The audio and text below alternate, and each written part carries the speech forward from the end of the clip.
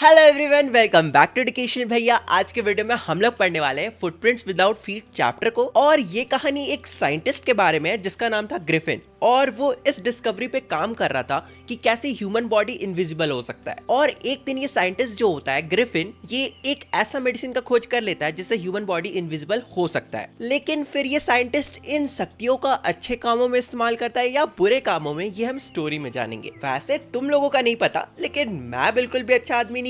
अगर मुझे ये शक्तियां मिल जाती तो मैं बता भी नहीं सकता मैं क्या क्या करता। वैसे तुम लोग सोचने की कोशिश भी मत करो, तुम लोग सोच भी नहीं पाओगे। खैर, अगर इनविजिबल होने की शक्ति तुम सबको मिल जाए तो तुम सब क्या करोगे, ये तुम कमेंट सेक्शन में लिखकर बता सकते हो। वैसे इस चैनल में जो कोई भी नया है तो जल्दी से सब्सक्राइब कर दो। अगर जितने व्यूज है इस वीडियो में उतने लोग सब्सक्राइब कर देंगे तो एक साल के अंदर ही मेरे 1 मिलियन हो जाएंगे, और मुझे 1 मिलियन जल्दी से जल्दी अचीव करना है। बाकी तुम सबकी मर्जी। चलो अब चैप्टर का एक्सप्लेनेशन स्टार्ट करते हैं। तुम लोग अपने फुटप्रिंट्स विदाउट फीट वाले चैप्टर को खोल लो, और अब चलो हम लोग स्टार्ट करते हैं इस चैप्टर को। तो ये कहानी कुछ ऐसे स्टार्ट होता है। 2 बच्चों को पैरों के निशान दिखते हैं जो अपने आप बनते हुए जा रहे थे, और ये देखकर वो जो बच्चे होते हैं वो बहुत ज्यादा शॉक्ड हो जाते हैं और उस फुटप्रिंट्स का पीछा करने लगते हैं। लेकिन फिर धीरे धीरे वो जो निशान होता है, वो जो फुटप्रिंट्स बनते हुए जा रहे थे, वो अचानक से गायब होने लगता है। तो यहाँ पे सबसे बड़ा सवाल ये था कि आखिर वो निशान थे किसके, और वो इंसान दिखाई क्यों नहीं दे रहा था, और इससे भी इम्पोर्टेंट, वो इंसान इस वक्त लंदन में क्या कर रहा था। देखो, ऑब्वियस सी बात है, वो इंसान कोई और नहीं बल्कि ग्रिफिन था, जिसने इनविजिबल होने का पोशन पी लिया था। जिसके बाद जो ग्रिफिन था ना, वो बिल्कुल एक ग्लास सीड जैसा बन गया था। मतलब वो इनविजिबल तो हो गया था लेकिन वो गायब नहीं हुआ था। इसका मतलब भले ही तुम ग्रिफिन को देख नहीं सकते हो, लेकिन तुम उसे टच कर सकते हो, क्योंकि वो हार्ड है। क्योंकि ग्रिफिन जो है ना, वो वहाँ पे प्रेजेंट तो है, मतलब तुम उसके बॉडी को टच तो कर सकते हो,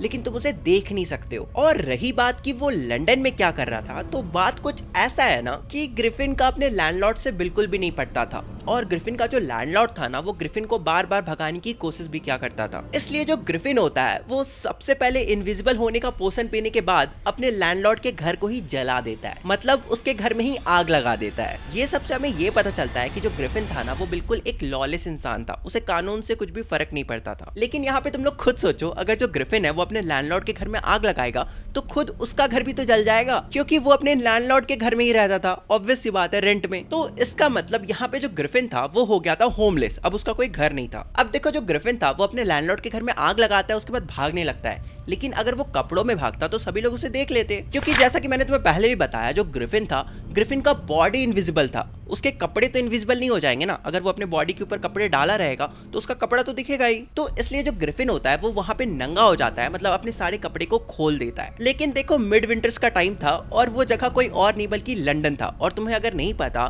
तो मिड विंटर्स के टाइम में लंदन में बर्फ गिरती है, और ऊपर से हमारे जो ग्रिफिन भैया है वो है होमलेस और ऊपर से नंगे। तो ऑब्वियस सी बात है, उन्हें ठंडा तो लगेगा ही ना। इनविजिबल है, इसका मतलब ये तो नहीं उनके अंदर सुपर पावर आ गया कि उन्हें ठंडा नहीं लगेगा। तो इसलिए हमारे जो ग्रिफिन भैया होते हैं वो दौड़कर एक स्टोर के अंदर जा रहे होते हैं, और तभी वो जो 2 बच्चे होते हैं वो उनके फुटप्रिंट्स के निशान को देखते हैं। ऑब्वियसली तुम्हें याद ही होगा, जब मैंने तुम्हें ये चैप्टर को एक्सप्लेन करना स्टार्ट करा था तभी मैंने तुम्हें बताया था कि 2 बच्चे फुटप्रिंट्स बनते हुए देखते हैं। तो यहाँ पे वो 2 बच्चे यही हैं। ओके, देखो, जो ग्रिफिन होता है ना, वो सक्सेसफुली मॉल के अंदर घुस जाता है, और मिडनाइट का वक्त था, तो वो जो मॉल था वो भी बंद होने वाला था। इसलिए जब ग्रिफिन मॉल के अंदर घुसता है, उसके कुछ ही देर बाद वो जो मॉल होता है वो बंद हो जाता है। जैसे ही मॉल बंद होता है, हमारे जो ग्रिफिन भैया होते हैं मॉल के बहुत सारे गर्म कपड़ों को ट्राई करते हैं, और अपने फेवरेट उन कपड़ों में से अपने फेवरेट कपड़ों को उठाते हैं और उसे पहन लेते हैं। और फिर इसके बाद हमारे जो ग्रिफिन भैया होते हैं वो मॉल के अंदर बहुत सारा फ्री का खाना भी खाते हैं। ऑब्वियसली बात है, तुम्हें पता ही होगा कि बड़े बड़े मॉल्स में बर्गर किंग, KFC वगैरह तो होता ही है। ऊपर से वो तो लंदन है, वहां पे तो और भी ज्यादा होते होंगे। ग्रिफिन भैया मस्त किचन में जाते हैं और वहां से कोल्ड मीट, कॉफी, स्वीट्स और वाइन पीकर सो जाते हैं। लेकिन हमारे जो ग्रिफिन भैया होते हैं ना, वो टाइम पर उठ नहीं पाते हैं। जब उनका नींद खुलता है तब उन्हें रियलाइज होता है कि 2 असिस्टेंट उसके तरफ बढ़ते हुए आ रहे हैं। ग्रिफिन भैया उन 2 असिस्टेंट को अपनी तरफ आते देख बहुत ज्यादा डर जाते हैं और पैनिक करने लगते हैं। और फिर से वही होता है, हमारे जो ग्रिफिन भैया होते हैं वो वहां से भागने लगते हैं, और उन्होंने जो भी कपड़ा पहना हुआ था ना, गर्म कपड़े उन्होंने रात भर चूज करा था, तो उन सारे कपड़ों को वो एक एक करके फेंकने लगते हैं ताकि वो वापस से इनविजिबल हो सके। और फिर वापस से हमारे जो ग्रिफिन भैया होते हैं वो नंगे हो जाते हैं। लेकिन हाँ, वो सक्सेसफुली वहां से भाग जाते हैं। इसके बाद हमारे ग्रिफिन भैया पहुंचते हैं डूरीलैंड। इस नाम को याद रखना, एग्जाम में आ भी सकता है। और यहाँ पे वो एक थिएट्रिकल कंपनी के अंदर घुस जाते हैं। थिएट्रिकल कंपनी मतलब नाटक कंपनी। और वहां से हमारे जो ग्रिफिन भैया होते हैं वो कपड़े उठाते हैं, अपने फोरहेड के लिए बैंडेजेस उठाते हैं, फेक नोज उठाते हैं। फेक नोज मतलब नकली नाक, साथ ही साथ वो लार्ज हैट और बिग बुसी विस्कर्स भी उठा लेते हैं और सभी को अच्छे से पहन लेते हैं, अच्छे से ड्रेस्ड अप हो जाते हैं ताकि वो इनविजिबल होने के बावजूद अच्छे से दिख पाए। देखो ऑब्वियस सी बात है, अगर ग्रिफिन भैया बस नॉर्मल कपड़े पहन के रोड पे घूमने लगेंगे तो भी उनका सर तो नहीं दिखेगा ना, उनका फेस तो नहीं दिखेगा, तो सबको डर लगने लगा कि कौन भूत आ गया। तो इसलिए हमारे जो ग्रिफिन भैया है उन्हें अपने चेहरे को भी तो ढकना था, इसलिए वो इन सारी चीजों को भी उठाते हैं, जैसे कि बैंडेजेस, फेक नोज और काला चश्मा, बिग बोसी विस्कर्स मतलब बड़ी सी मूछे गोल वाली। इसके बाद जब ग्रिफिन भैया उस शॉप से निकल रहे होते हैं तो निकलने से पहले सबसे पहले वो शॉपकीपर पे पीछे से हमला कर देते हैं ताकि वो बेहोश हो जाए, और वो शॉपकीपर बेहोश हो भी जाता है। उसके बाद जो ग्रिफिन भैया होते हैं वो उस शॉपकीपर के पास जितना भी पैसा था सभी पैसों को उठा लेते हैं और रख लेते हैं, और फिर ग्रिफिन भैया वहां से सीधा भागकर सबसे पहले एक ट्रेन को पकड़ते हैं जो कि जिपिंग जाने वाला था। जिन्हें नहीं पता, जिपिंग एक विलेज का नाम है। ओके, इसके बाद जो हमारे ग्रिफिन भैया होते हैं वो सबसे पहले जिपिंग पहुंचकर 2 रूम को बुक करते हैं होटल लोकल इन में। अब देखो यहाँ से ध्यान से सुनना, जब ग्रिफिन भैया उस होटल के पास पहुंचते हैं, होटल के अंदर पहुंचते हैं, उस होटल की ओनर की जो वाइफ थी जिनका नाम था मिसेस हॉल, उन्हें ग्रिफिन का बिहेवियर कुछ खास अच्छा नहीं लगता है, मतलब काफी अजीब सा लगता है। और ऐसा उन्हें क्यों लगता है, यहाँ पे ध्यान से सुनना, एग्जाम में यहाँ से आने की बहुत ज्यादा चांसेस है। ग्रिफिन का अपीयरेंस बहुत अजीब था। आई मीन कौन इंसान हर वक्त काला चश्मा और हैट पहने रहेगा, ऊपर से सर में बैंडेज लपेटे।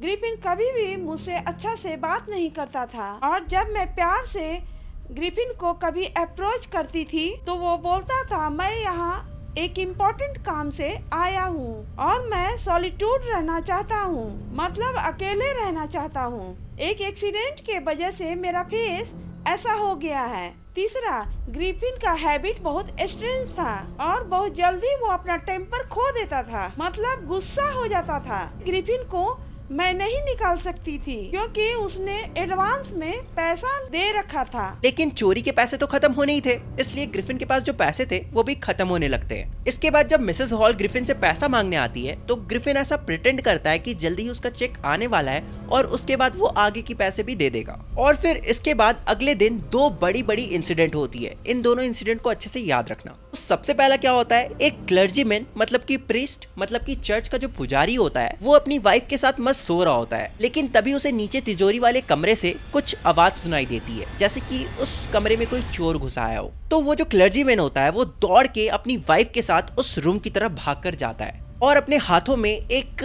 पोकर स्टिक लेके भाग रहा होता है। पोकर स्टिक कैसा दिखता है तुम्हें स्क्रीन में दिख ही रहा होगा। और दौड़कर वो क्लर्जीमैन अपनी वाइफ के साथ उस तिजोरी वाले कमरे के पास जाता है और उस कमरे के गेट पे जोर से लात मारता है और कहता है कि जो भी चोरी करने आया है जल्दी से हैंड्स अप करो, सरेंडर कर दो। लेकिन उस कमरे में कोई भी दिखाई नहीं देता है, ना टेबल के नीचे, ना कर्टेन्स के पीछे और ना ही चिमनी के ऊपर। लेकिन फिर भी उस रूम के अंदर जो तिजोरी थी ना, उस तिजोरी के अंदर से सारे पैसे चोरी हो चुके थे। ये तो था पहला इंसिडेंट। और अब जो दूसरा इंसिडेंट होता है वो इससे भी ज्यादा खतरनाक था और आसपास के सारे नेबर्स, सारे लोग बस उस दूसरे इंसिडेंट के बारे में ही बात कर रहे थे। तो दूसरा इंसिडेंट ये होता है कि उस होटल का जो लैंडलॉर्ड होता है और उसकी जो वाइफ होती है मिसेस हॉल, दोनों सुबह जल्दी उठ जाते हैं और तभी मिसेस हॉल देखती है कि ग्रिफिन का रूम का जो दरवाजा है वो खुला हुआ है, जो कि यूजुअली होता नहीं है। ग्रिफिन हमेशा गेट लॉक करके रहता था। तो मिसेस हॉल सोचती है कि अच्छा मौका है, मैं जल्दी से जाके इसके रूम को चेक कर लेती हूँ। तो सबसे पहले जब मिसेस हॉल उस रूम के अंदर जाती है, ग्रिफिन के कमरे के अंदर जाती है, तो सबसे पहले वो बेड को चेक करती है। ये चेक करती है कि वो जो बेड है वो गर्म है या फिर नहीं। तो वो नोटिस करती है कि वो जो बेड था वो ठंडा हो चुका था। ठंडा हो चुका था इसका मतलब ग्रिफिन काफी देर पहले उठ चुका है, क्योंकि अगर वो तुरंत उठा होता तो ऑब्वियस सी बात है वो जो बेड होता वो थोड़ा गर्म होता, राइट। तुम लोग भी जब सुबह सुबह उठते होगे तुम्हारा भी जो बेड होता होगा वो थोड़ा गर्म होता होगा, नॉर्मल सी बात है। मिसेस हॉल देखती है कि ग्रिफिन तो वहां पर नहीं था, लेकिन ग्रिफिन जो भी यूजुअली कपड़े पहना करता था, जैसे कि वो जो बैंडेजेस लगाया करता था, जो कपड़े पहना करता था, जो सनग्लासेस पहनता था, जो विस्कर्स, जो मूछे लगाता था, वो सभी वहां पे पड़े हुए थे। फिर अचानक से मिसेस हॉल को एक हैट उड़ता हुआ दिखाई देता है। वो ग्रिफिन का हैट था और वो हैट सीधा आकर मिसेस हॉल के मुंह पर लगता है। इससे पहले कि मिसेस हॉल समझ पाती कि उनके साथ क्या हो रहा है, उस रूम में पड़ा जो चेयर होता है वो सीधा आकर उनके पैर पर लगता है और फिर इसके बाद वो चेयर आके मिसेस हॉल और उनके हस्बैंड को सीधा रूम से बाहर फेंक देता है। और फिर इसके बाद ग्रिफिन के रूम का जो गेट का छिटकिनी होता है वो अपने आप लॉक हो जाता है। मिसेस हॉल को लगता है कि उस कुर्सी ने ही अंदर से गेट को लॉक कर लिया है। मेरी मम्मी इसी चेयर में बैठा करती थी।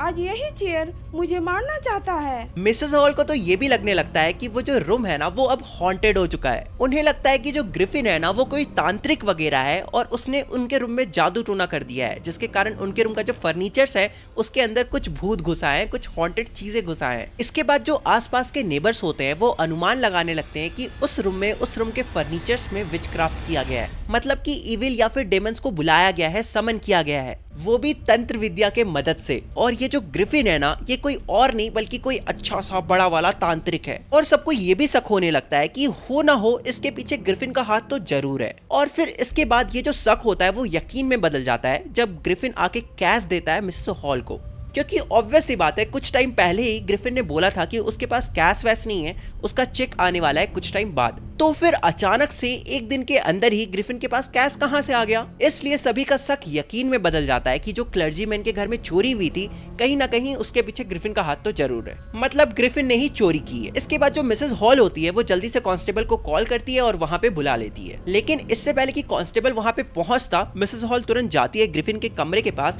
और ग्रिफिन से पूछती है कि आखिर तुमने मेरे चेयर के साथ ऐसा क्या किया है और तुम खाली कमरे के अंदर कैसे घुस गए जबकि ये गेट तो लॉक था। देखो ग्रिफिन भैया तो थे शॉर्ट टेम्पर्ड, वो कहते हैं कि तुम्हें जानना है who and what I am, तो रुक तुझे मैं अभी दिखाता हूँ कि मैं कौन हूँ।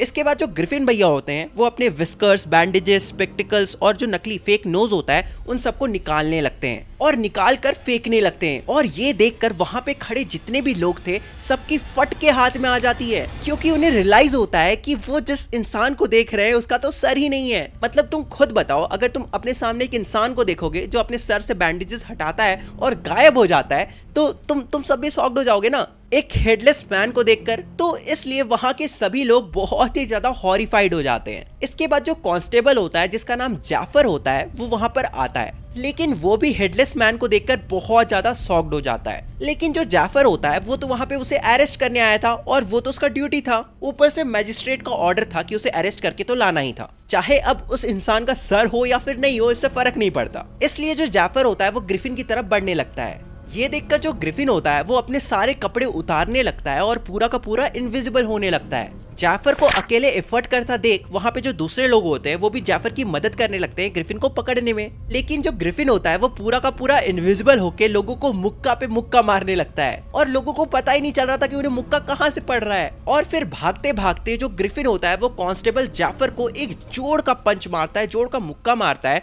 और उसके बाद जो जाफर होता है वो वहीं पे गिरकर बेहोश हो जाता है। और फिर एट द एंड वो जो ग्रिफिन होता है वो वहां से भाग जाता है, मतलब बच के भाग जाता है और ये जो तुम्हारा स्टोरी होता है वो खत्म हो जाता है। थी ना काफी इंटरेस्टिंग सी, काफी मजेदार सी स्टोरी। तो जाने से पहले मुझे पता है तुम लोगों ने सब्सक्राइब और लाइक तो कर ही दिया होगा, तो मुझे इंस्टाग्राम में भी फॉलो कर लेना। ऐसे ही मेरे इंस्टाग्राम में 10 के फॉलोअर्स हो जाएंगे, मैं ब्लैक एरोप्लेन का वीडियो डाल दूंगा जो मैंने गलती से छोड़ दिया था। साथ ही साथ मैं तुम्हें ये भी बता देता हूँ कि मैंने पिछले 2 वीक से वीडियो क्यों नहीं डाला था, क्योंकि मेरा तबियत बिल्कुल भी ठीक नहीं है और अभी भी ठीक नहीं है, बट बनाना तो पड़ेगा ना।